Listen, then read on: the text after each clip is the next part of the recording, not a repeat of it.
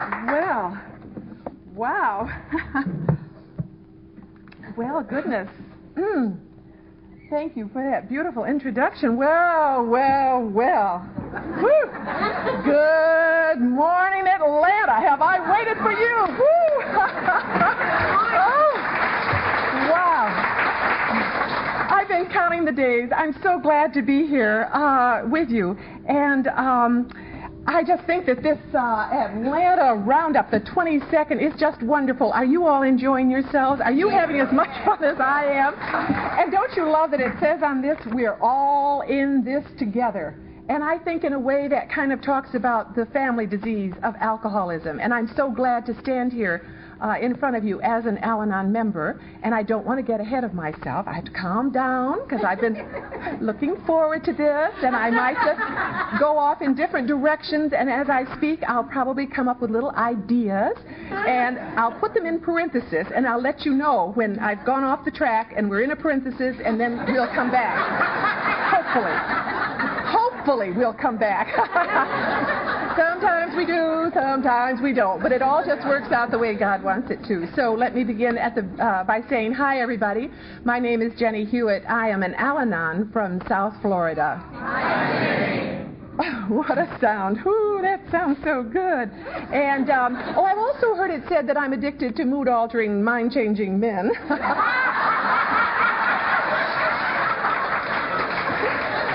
Well, they're what got me here, so bless their little hearts. Oh, my. Where is Dennis? Is he back here? I've had some, there he is, Dennis. I've had some AA members, some alcoholics that were my very own. When you talked about having your very own Al-Anon member, well, so... Let me tell you that my home group, and I think it's very important to mention this, that for me, that is the anchor of my recovery. My home group is Freedom to Grow, and I love that name. It's where I first walked into the room. It's the first meeting I walked into, and it meets on Wednesday mornings at 10:30 in the morning in a little town called Tequesta, named after a tribe of Indians which no longer exists, but that's another story, and in the northern part of Palm Beach County. And so I want you to know that, yes, I have this home group. What a privilege to be with all of you. Oh, I have so much to share with you about Georgia. This journey here began last fall in Cook Forest, which is a beautiful national forest outside of, in the Pittsburgh area. And there, Johnny was speaking, and that's where I met Johnny and Ron G. And Marcia was there, and we shared a wonderful weekend together, and then they were talking about this roundup in Atlanta, and you ought to come, and I thought, yeah, well, it's not easy to get up to Atlanta, it's so hard to get out of Florida, and suddenly, Marcia, here I am. Isn't that amazing? I can't get over that. That journey started in that forest, and here I am. And I want to thank Marge and the committee for this, for your gracious invitation and your hospitality. I have felt welcome from the very first. And I think it's so amazing the way we all work together on these things and how it all comes together. And the doors are open and the lights are on and the program is planned. I'm getting off on a princess, I can tell. And I'm getting into service work and maximum service and things like that. I'm not here to talk about that. I'm here to tell my story about what it was like. Somebody said I looked pale today, and I said, don't put any rouge on me. I want them to see what they've done to me. Oh,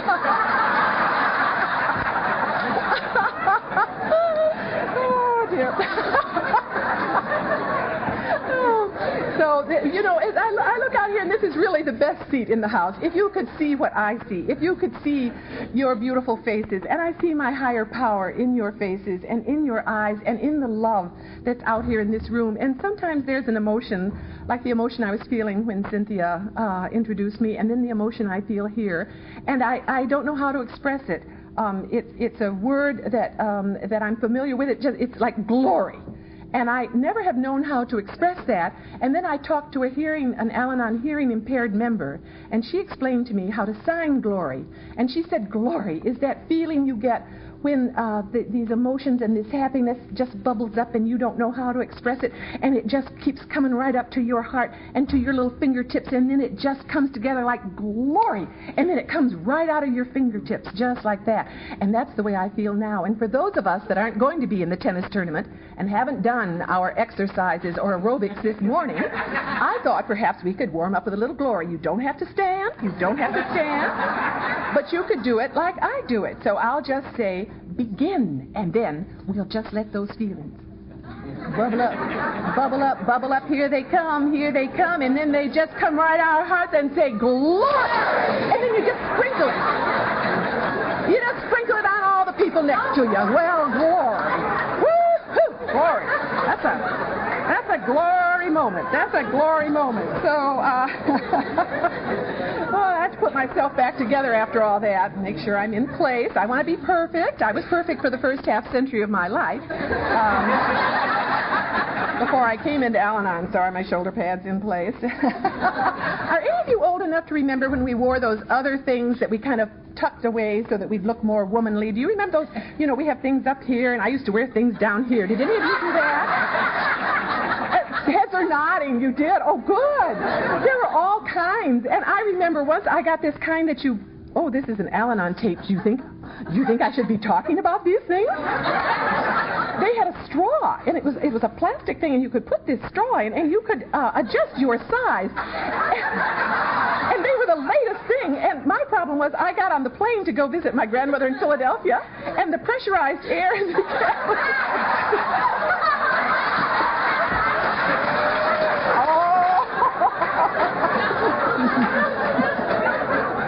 I think that was a parenthesis. Okay, now, I have to start at the very beginning, what it was like, what happened, and what it's like now. Well, I was born a long, long time ago. 1934 B.C. That's before computers. I don't even use redial. I don't understand it. I just don't understand it. And I was born in the Midwest, in Detroit, and I was born into a very loving and supportive family. And there wasn't alcoholism in that family. I had a father who was very technically minded, and he assured me that any problem that ever came into my life, if I just put it in my head and thought about it, I was bright and I would be able to figure it out. I would be able to intellectualize it. And I was raised by a Southern mama from Gainesville, Georgia.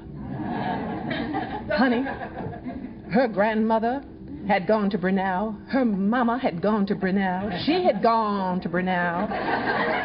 I loved those people. For instance, okay. This loving Southern mother told me lots of things as I would sit at her knee, and she would tell me that I would finish high school, of course, and then go on to college, finish college, and then I would find someone who would love me, and I would love him, and he would make me happy, and I would have the power to make him happy, and we would be happy forever and ever, and we would walk off into the sunset years together, happy. Those little things that I learned at my mother's knee, I like to call them mother's myths. Later on in my life, they caused a lot of mythery and a lot of misunderstanding. So off I went. I didn't go to Brunel. I went to Michigan State. God was in his heaven, and I was at Michigan State, and I was learning all kinds of things. I was minoring in philosophy, and I learned about these wonderful teachers and philosophers like Nietzsche and Gandhi and Jesus and Aristotle. Aristotle was good. I thought they were all good. I couldn't really make up my mind. I didn't really stand for anything. Do you know, if you've ever heard that, if you don't stand for something, you'll fall for anything? And I did. Well, no, I was a good girl. I want you to know that. I was a good girl. And you know, if you don't believe that, it doesn't matter, because I have no control over what's in your head or your opinion of me, and it's not my business. I just tell you I was a good girl, believe it or not. Well, anyway, there we were out on the dance floor. I had graduated by now and was so terribly sophisticated. And out on the dance floor with this young Dutch engineer, and he whispered these words in my ear. He said, "I need you." Don't tell me you love me. Tell me you need me. And I could see his potential. What he needed was a good woman, me, just to take off some of those rough edges, and then everything would be perfect. And so we were married. Yes, we were married, and and up the corporate ladder we climbed. Well, I could say he climbed. I was behind him, pushing all the way, just as hard and fast as I could, just being the perfect corporate wife. And so by now I had several gods. I had money. Money was one of my gods. That was a good god, because money could buy me stuff, and stuff was good. Stuff would make me happy, so money was good. Money, sex, oh, how I love to cause confusion. I mean, I was a married woman, but you just kind of look across the room.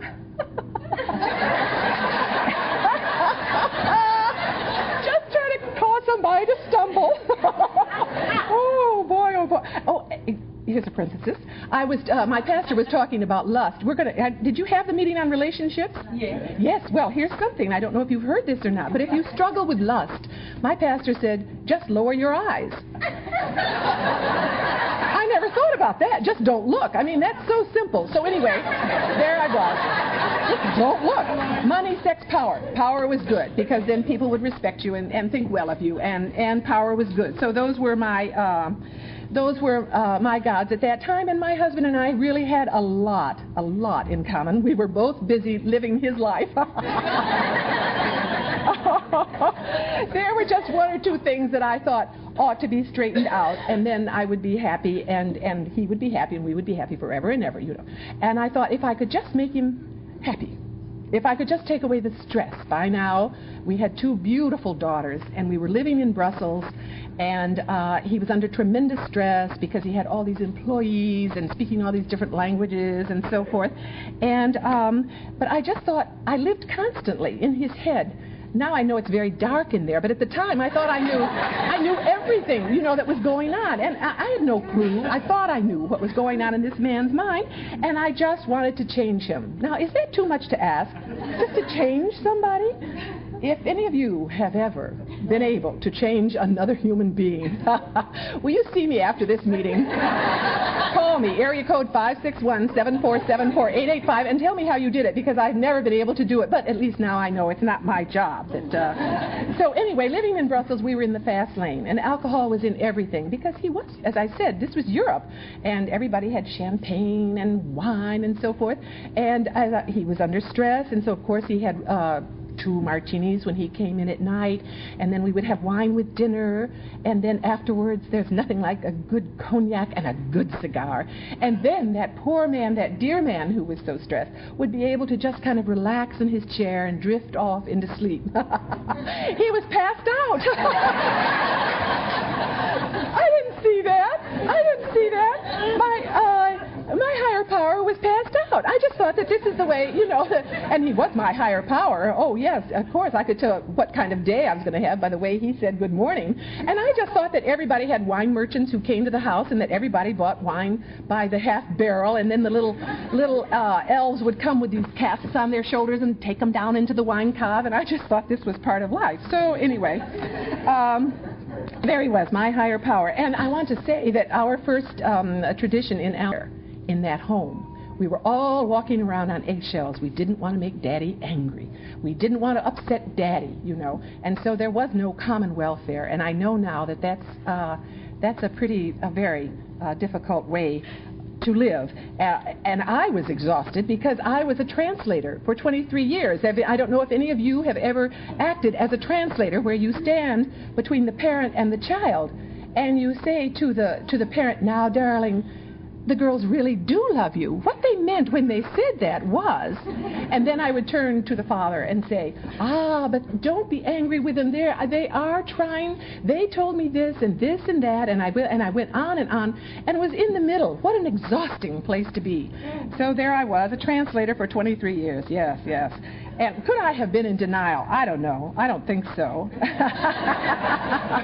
Well, but at one point, when our daughters were teenagers, they came to me and they said, do you think Dad's an alcoholic? And I said, why, no. I had seen Days of Wine and Roses and Lost Weekends. I knew what alcoholics were like. And alcoholics didn't have 2,000 employees, and they didn't speak 6 languages. I knew that. And anyway, I would never have married an alcoholic. Denial, denial, denial. Did you hear, parenthesis, did you hear about the Al-Anon who was in hell? She said, I know I'm in hell, but it's not hot. It's not hot.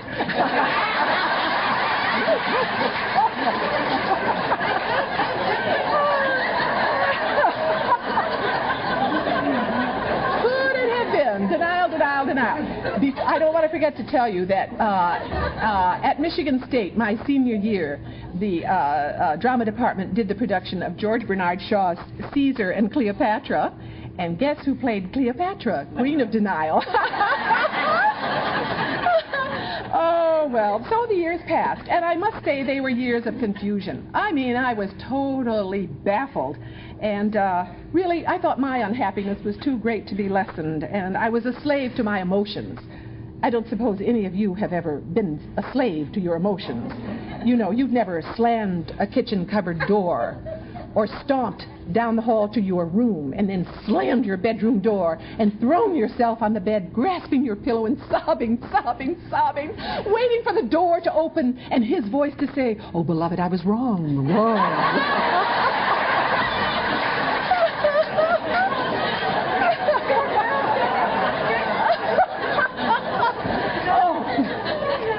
It never happened. It never happened. My pillows were always damp, and the door never opened. And I knew that this wasn't getting any better, and I was getting so unhappy.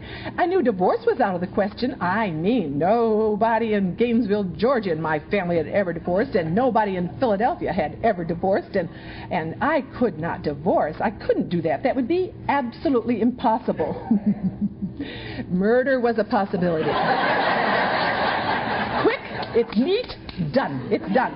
So we'd be out there on the North Sea, and we'd be sailing along, you know, and I didn't understand sailing. I would just sit there and count my resentments, you know, and watch him. And he'd be leaping all over the boat and pulling up things and winding winches or wrenches. I never have known. Well, anyway, doing whatever things, whatever people do on boats. And I was sitting there just counting my resentments and looking at him and thinking, oh, how easy it would be. I'd look out there on the horizon on the North Sea, not another sail in sight, just the two of us on the boat. And I thought, to get rid of my problems and make myself happy, the only thing I'd have to do is go, oh, you fell overboard. Oh, my goodness. Oh, look, you're wet. Oh, well, are you cold? Oh, yes. Would you like me to sail back to you? Uh-huh. Just how do you do that?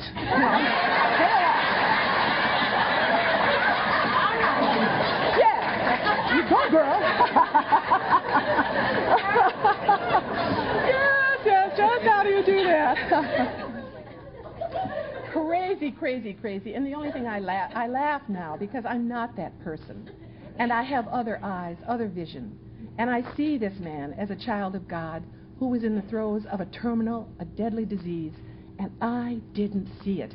And I know now that he loved me the best way he could, and it wasn't enough for me. I wanted to be loved the way I wanted to be loved. And he was doing the best he could, and it wasn't enough, and I couldn't accept what he was capable of giving. He had a love in his life, and it was alcohol. And I could never be number one in his life, but I couldn't understand that. Oh, how I wanted him to change. You know the serenity prayer that we said at the beginning of this beautiful meeting? The way I have to say it is, God, grant me the serenity to accept you just as you are, and the courage to change myself, and the wisdom to know that's all I can do. That's all I can do. So, I'll go, I'll stay. No, I'm going to go. No, I'm going to stay. All these thoughts in my head, I'll go, I'll stay, I'll go, I'll stay. You ever had to make a decision like that and you can't seem to get to that point? Well, he lost his job. It's a downward spiral, isn't it, this disease? Of course, he explained to me that it was a family company, and it was all political. And we moved back to America. And we were down in Florida, in northern Palm Beach County, and I remember I was out in the middle of Florida at a little place called Yeehaw Junction. And I was sitting there looking into the bottom of my coffee cup, and this voice said to me so clearly, you can leave now. And this sense of serenity came over me. You know how you feel when you finally make that decision. Right or wrong, at least there's a decision, and you can see beyond this, I will, I won't, I will, I won't. And so I packed up my, started divorce proceedings, and we had gone to we had gone to a marriage counselor. And this is one reason why the work on the Cooperating with the Professional Community Committee is so important to me. CPC work is so important, because we were seeing a professional, and never once did he say, tell me about the role that chemicals play in your marriage, or what role does alcohol play in your marriage. He never asked that. So there I was, packed up everything, took me right with me, moved into a little bachelorette apartment in Palm Beach, and I thought, right, now I'm going to be happy. And I'll just look around and I'll find somebody to make happy, and then we'll be happy forever. I changed. My thinking was still the same. What a shock. I remember when, after a few months, it dawned on me that I was away from this man who was responsible for all my misery, and I still wasn't happy. And now I know that happiness is an inside job. No human power could have made me happy. What I needed was a personal higher power, and I didn't see that. So there I was, trying to find somebody else I could make happy, just kind of looking for love in all the wrong places. Won't tell you where I looked, but there I was. Yes, yes.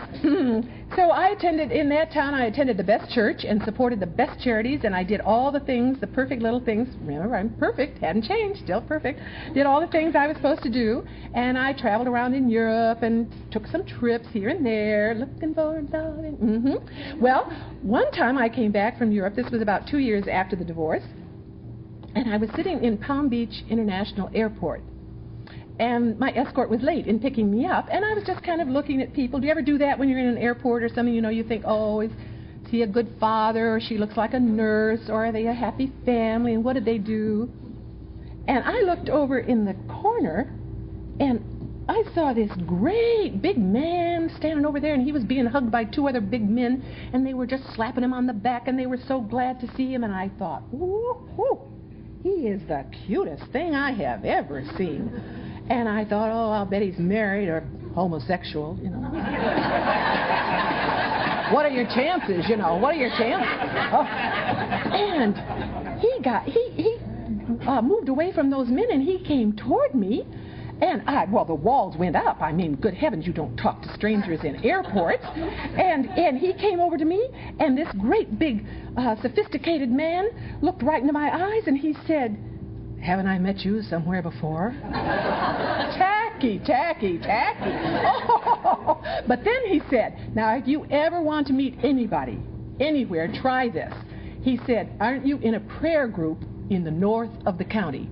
And I thought, prayer group, that's got to have something to do with church. So he can't be a serial killer, you know, he's got and he was intriguing, and so I gave him my business card, and I was doing all this kind of mundane stuff, and all the time God was shining his face upon me in Palm Beach International Airport, and I didn't know that. And why wouldn't he do that? With all these people moving around, God can do that if he wants to. He could give me a gift if he wanted to, through his grace. I didn't know what grace was. I didn't know anything at that time. I'm just talking to this handsome stranger and giving him my business card. I didn't know he was going to be in my life or be my service sponsor when I didn't even know what a service sponsor was. But God, right there, at that time when I wasn't even looking for it, brought Bill into my life, and he's here now. And I wish you would stand, love. Would you stand and say hello?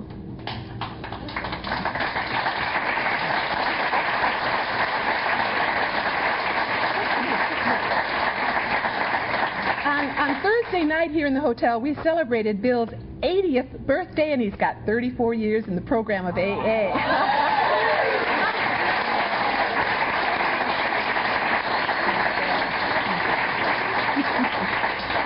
Three stories to the airport. Jennie's, mine, and God's. Oh, dear. Oh. The truth, right? Well, we won't say that. So anyway, and so I gave him my card, and he did call, and I invited him to my home for dinner, my little bachelorette apartment, which was perfect, and the table was set perfectly, and we were going to go to the symphony after dinner, and had the little wine glasses out and the candles, and Bill walked into the apartment, and he said right away, he said, Jennie, he said, there's something I want you to know. He said, I'm a recovering alcoholic, and I don't drink. I thought, alcoholic? Alcoholic? I'm alone here. I'm going to be attacked. And then, without missing a beat, I thought, doesn't drink. Well, he can't be any fun. Who is sick in this situation? So we did date, and Bill, one of the first things also that he did was invite me to a clubhouse where he said he was going to give his AA talk. And I thought, you mean be in the room with other alcoholics? I thought, well, Bill is big, and he'll protect me in case those people try to attack me. Listen, I was sick. And I wasn't misinformed. I was just uninformed. I didn't know.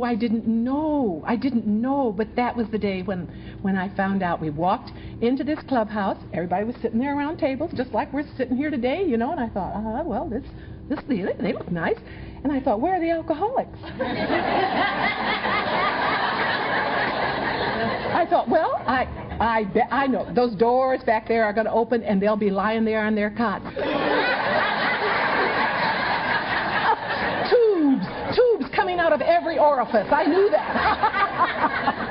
And it didn't go like that. Bill went to the podium, and he began to talk, and he began to say things the likes of which I had never heard. Now, I was raised in a loving family, remember that. But he talked about things that we didn't talk about, that we would never have talked about. And he spoke with this joy about it all. And he just laid out these dreadful things. And people were just laughing away, you know. And he'd say things like, yeah, you know, when I was in the Canary Islands, I had the best tan of anybody on the islands, he said, because every day I'd go down to the beach. Some days I'd pass out face down, and some days I'd pass out face up. Ha, ha, ha, you know. I thought, what is this? But then I began to realize that there was something in that room that was going on. And I began to feel like I was in a church that was more church than my church. And I began to hear the brush of angels' wings. Something was moving in that little smoke-filled, dingy little room. There was something going on. And by the time we left there, I knew I wanted to hang with you guys. I liked being with these people, this non-judgmental. And I was loved, you know, but if I got good marks, I might be loved a little bit more. Or married a tall person, you know, things like that counted. So, so there I was. It was my first exposure to non-judgmental acceptance. You all gave it to me, and I wanted to hang with you. And so we courted, and we dated in open AA meetings. And I think it's important for me to say, at some time while we were dating, it began to dawn on me that Bill was the same at the end of the evening as he was at the beginning of the evening, which was very unusual for the men I had been dating. He hadn't taken any mood-altering drugs of any kind.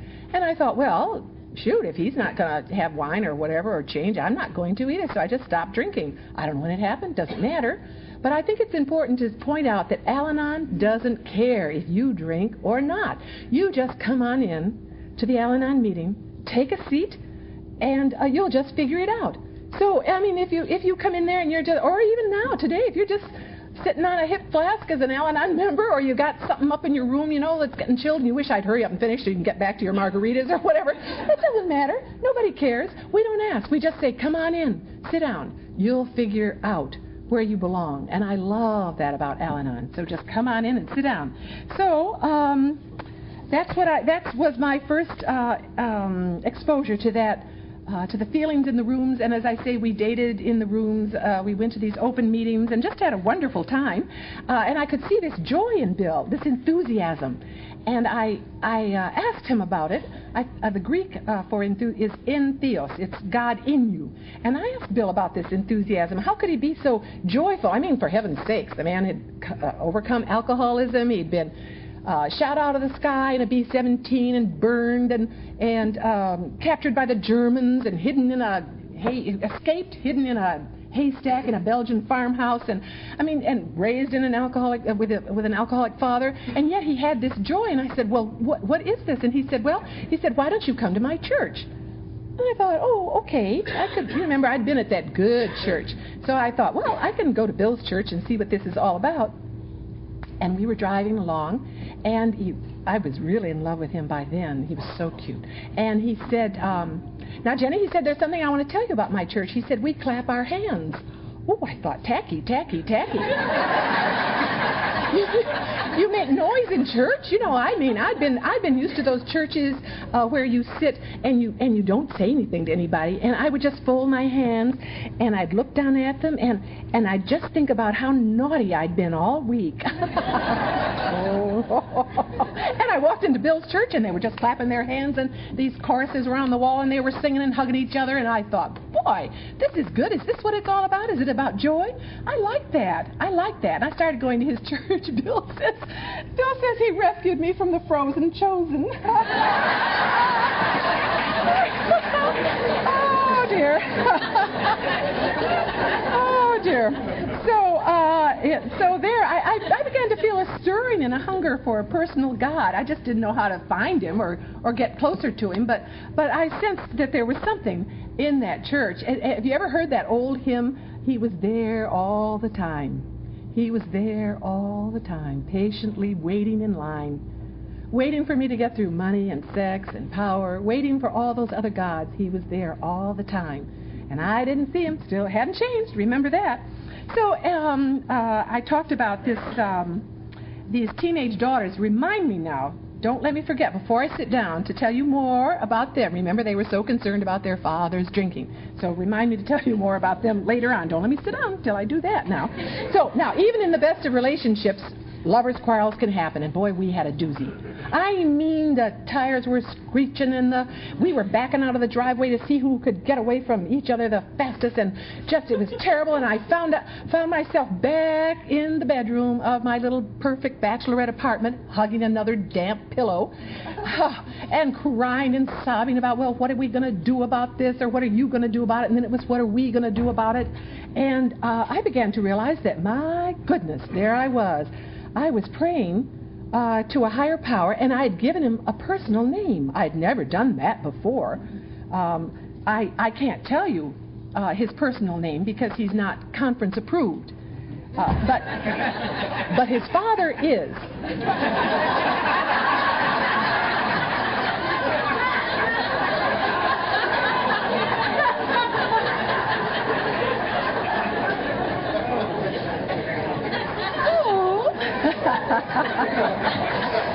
Oh dear. All right, so I let go of Bill. I knew I had to, and I totally let go of Bill. Well, briefly. And we were married. Oh, isn't that amazing? And I packed up my cosmetics and my lingerie. My character defects still hadn't changed. Moved right into Bill's little bachelor pad up there in Tequesta, and I thought, right, this marriage is not going to fail. And I was on that man like a duck on a June bug. I knew what time he got up. I knew what time he went to bed. I knew what he ought to say, what he ought to do, what he ought to wear, what he ought to think. I knew all those things. I didn't know who I was. I couldn't tell you my favorite color. I knew his favorite color. I knew where he liked to have dinner. I had no clue as to who Jennie was. Absolutely none, other than Margaret and Irving's daughter and Clarissa and Julia's mother and Bill's wife or something. But who I was as a child of God was beyond me, and I was just like a little donut with a hole in the middle, empty, just an empty little donut. But so, I don't want to forget to tell you, 3 months after we were married, my first husband walked into the clubhouse and joined Alcoholics Anonymous. My husband of 23 years, the father of my children, joined AA. Isn't that remarkable? I thought, is that what it was? I couldn't see it. Not me. Denial. So my smother love with poor Bill got so bad. How bad was it? My smother love with Bill got so bad. I would attend his AA meetings with him, and I would sit next to him. He had over 20-some years by now, and I'd sit next to him, and if something good was said, I'd just poke him, so he wouldn't miss it. And it was bad. It was bad. Makes me laugh, because she's not, she's gone, that woman, she's gone. But anyway, and these sweet ladies would come over to me, and they knew my situation.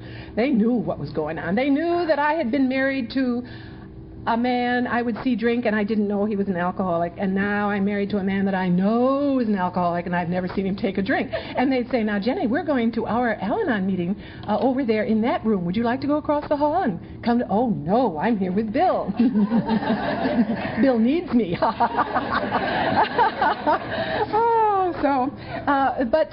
It got so bad. One day, Bill said, Jenny, why don't you try some of those Al-Anon meetings? He said, those ladies need you.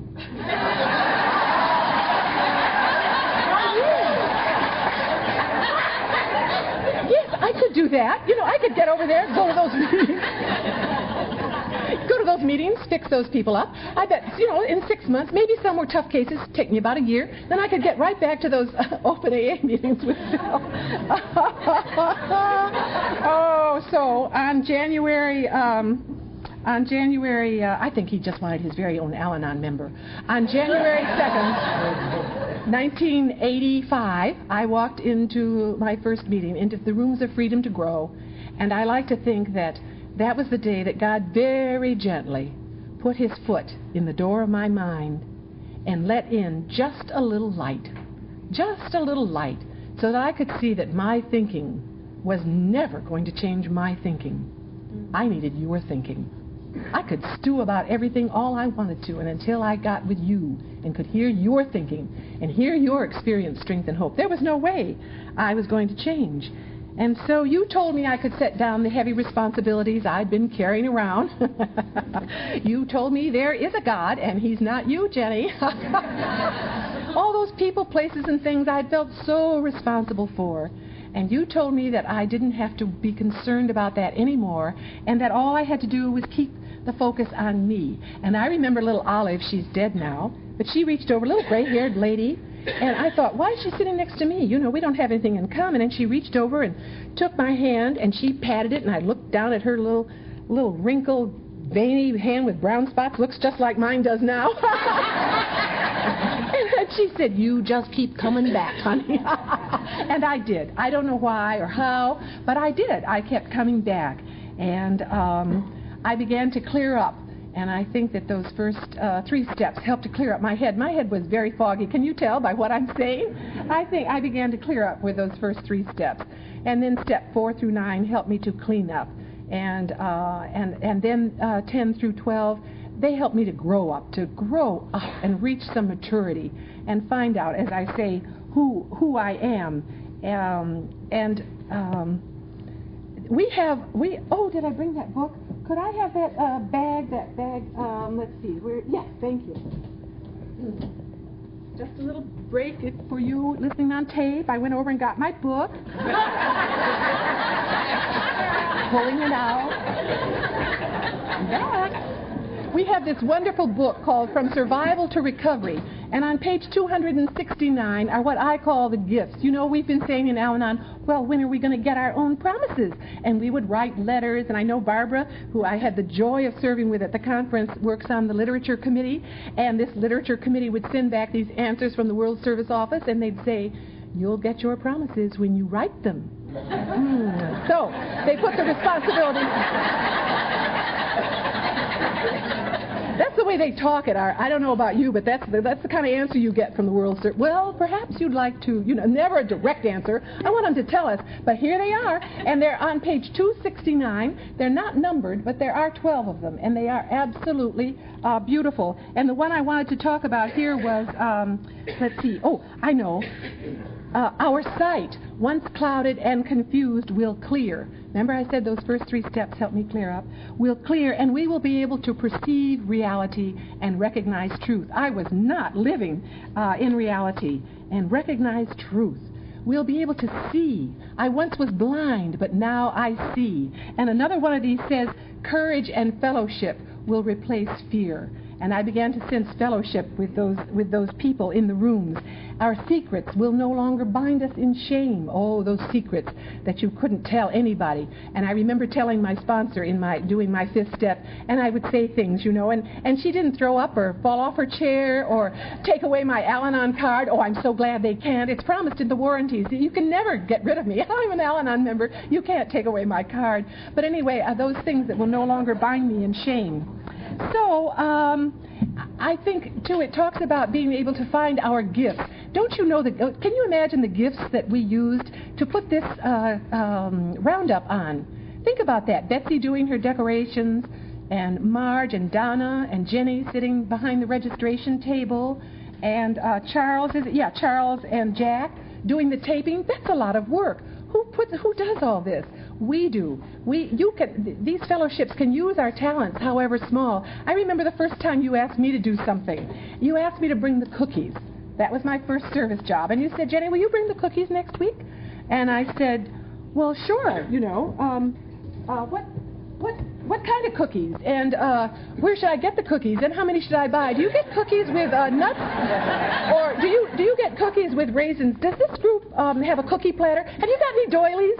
Oh. You said, Jenny, will you just get the cookies? We trust you. And that was amazing. You trusted me to do that. And I got the cookies, and the whole time I was buying the cookies, I wasn't thinking about him. You know, like this. I was thinking about the cookies, and I was thinking about the group. And after you had the cookies, you didn't say, yuck, yuck. Who brought those cookies? You know, you didn't say that. You said, oh, good, thank you. I began to trust. It was absolutely amazing. And our fellowships can use our talents. All of us can do all these jobs. And if we get mixed up and don't know how to do them, oh, I'm getting into a princess on service. I know I am. I've got to get back to where I was. I know I am. So, step 3. You know, when I came to that step 3 and it said, made a decision to turn our will and our lives over to the care of God as we understood Him. Well, I tell 3 little froggies sitting on a bench. Have you heard that story? Maybe there's someone that hasn't. Don't tell them the answer now. Okay. Now, there are 3 little froggies, and they're sitting on a bench. No, a log. Let's say a log. Logs, yeah, frogs sit on logs. We sit on benches. Frogs sit on logs. Three little froggies just sitting on a log. And one of them made a decision to jump off. How many froggies are left?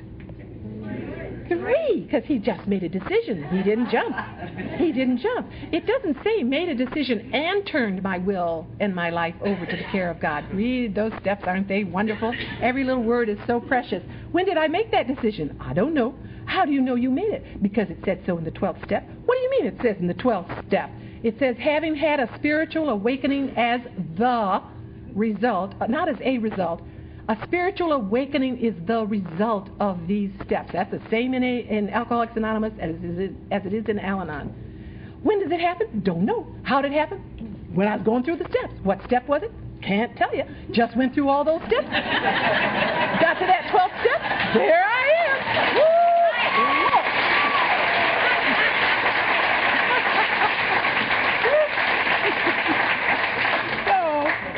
So there I was.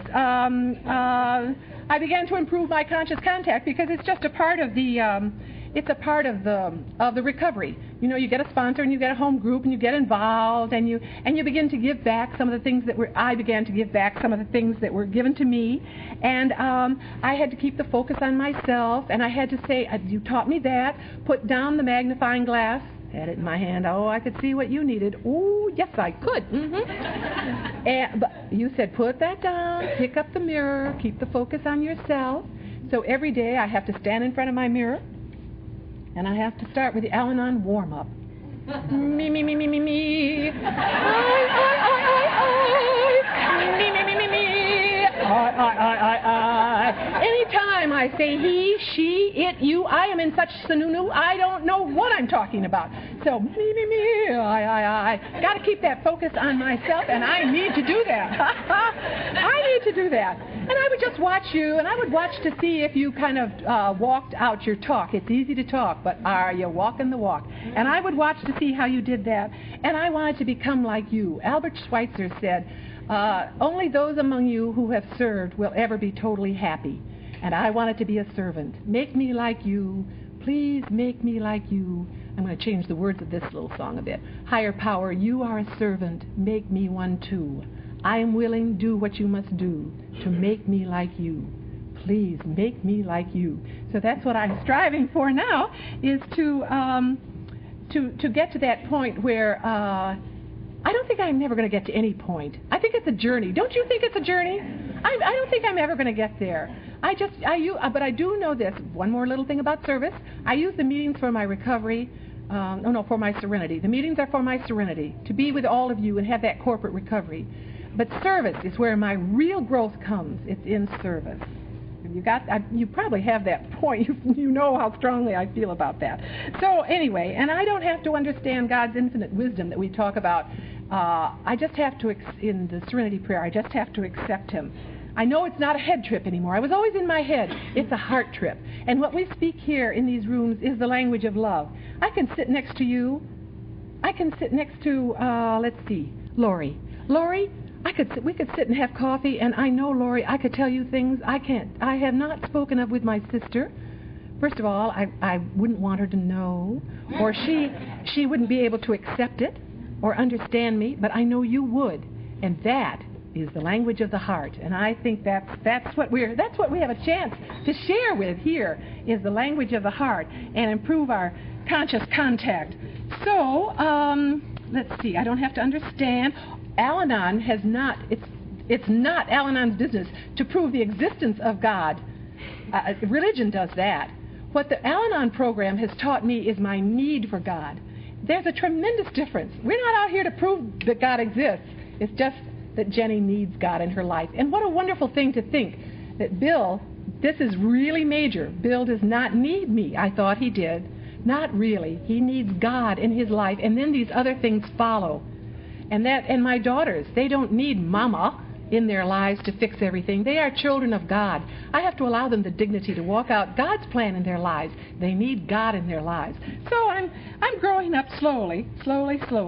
And so about the idea that Al-Anon proves my need for God, that He is my rock. And as I said, what you think of me won't matter. It's what does He think of me. That's what matters. And so I began to grow, and as I say, I had to keep the focus on myself, the 3 I's. I had to take the blueprint for progress and take my inventory and find my identity before I could protect my integrity. And that, integrity, boundaries, what does that mean? I'm going to tell you about the first time I did that. And it was so strange to me. When I realized after it was all over, goodness, I've drawn a boundary. I had, this was early on, but I'm getting better in the program, and I'm beginning to listen to things, and I know that I'm beginning to know who I am as a child of God, and I had fixed a fish dinner. I don't make cookies and biscuits and things like that. I make reservations usually. But I had worked hard fixing a fish dinner. It was flounder, and I had set the table perfectly. Not as perfectly as it had been before. I'm getting better now. On the patio, and Bill came. I called him to the table, and he came and sat down, and we started to eat. And I was eating my fish, and he cut into his fish, and then I heard a voice. And it wasn't just any voice. It was his voice. And he said, "The fish is cold." "The fish is cold? The fish is cold?" Those words went right into my heart. His voice, "The fish is cold. The fish is cold. He thinks the fish is cold. I didn't do this perfectly. Okay. He thinks, now think, don't say anything. Don't look at him. Don't look at him. Think, what they say at the meetings. Okay, what they say in the meetings. What was that? Oh, no, in the forum, they had that little stopper. What did it say? It said, don't just do something, stand there. Okay, don't look at him. Don't say anything. Don't say anything. Think. So, okay, think now. Okay, now, what is it? They said, if it's not a question, was that a question? No, that wasn't a question. Do you have to answer that? No, it wasn't a question. Don't answer it. Okay, what was that? That was an opinion. That was an opinion. Are opinions facts? No, opinions aren't facts. Okay. They're just opinions. He thinks his fish is cold. His fish may be cold. Don't look. Okay. He thinks his fish is cold. It may be cold. My fish isn't cold. Okay, mine isn't. Now, what's let's see, concept 3. What does it say? It says, the right of decision makes effective leadership possible. Yes, who's the leader? Who's the leader?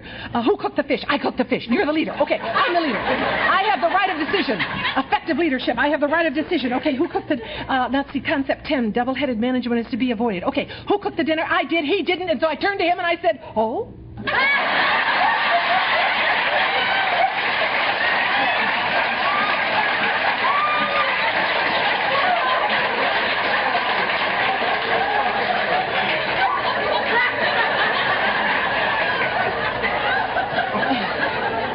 Exhausted. But I remembered that Al-Anon, the or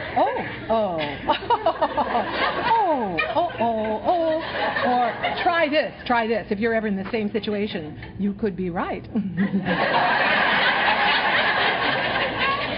Well, that certainly bears thinking about.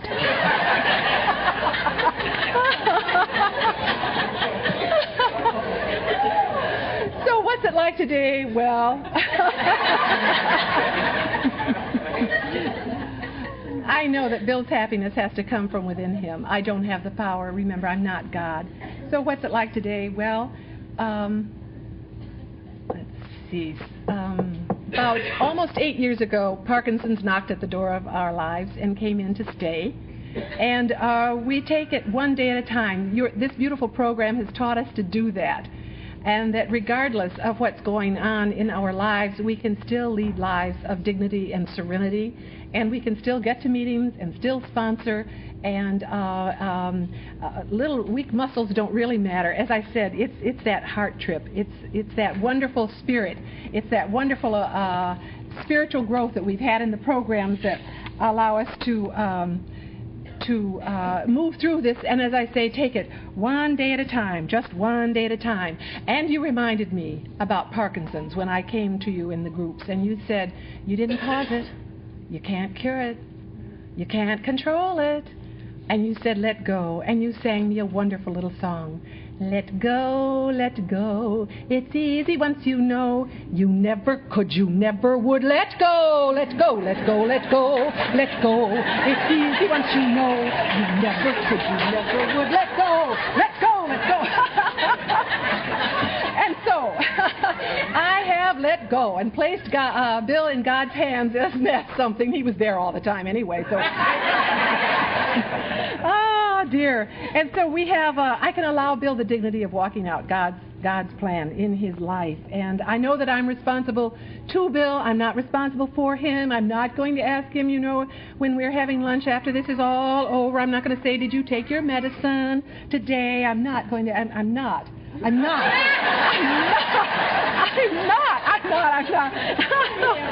Oh, dear. So, and I want to talk to you about my beautiful daughters. Remember those teenage daughters? Don't let me forget to tell you. Well, they came into Al-Anon, but over 5 years ago, almost 6 years ago now, they went through the back door of Al-Anon into the Fellowship of Alcoholics Anonymous, and they're here today. Clarissa from Philadelphia and Julia from Washington. Would you please stand?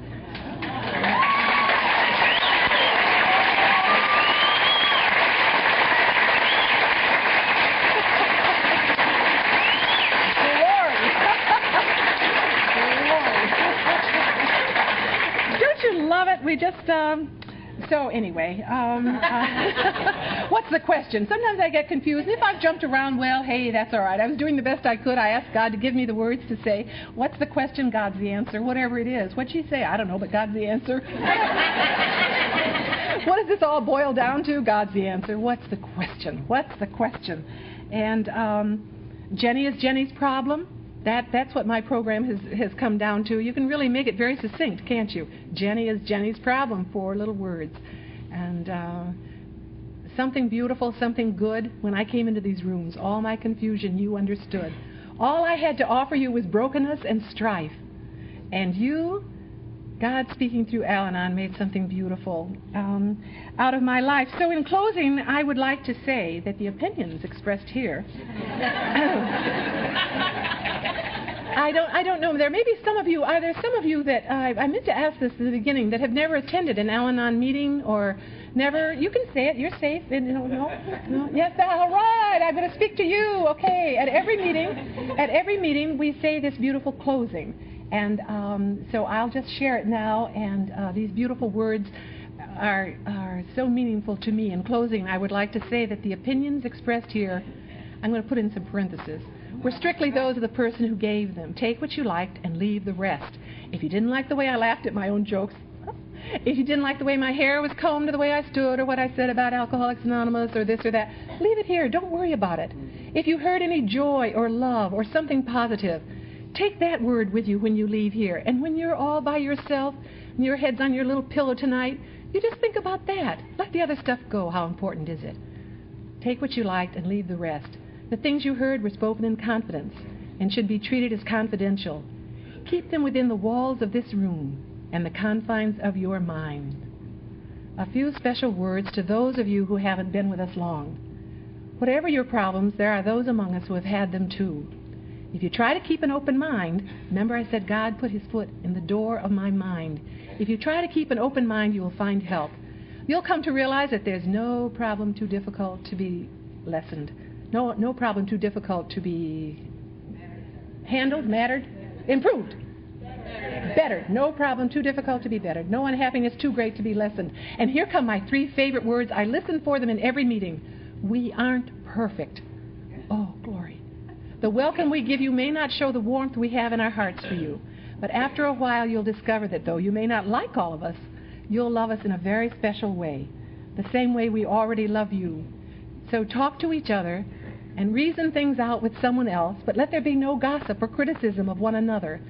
I thought that gossip meant talking ugly about somebody or being malicious.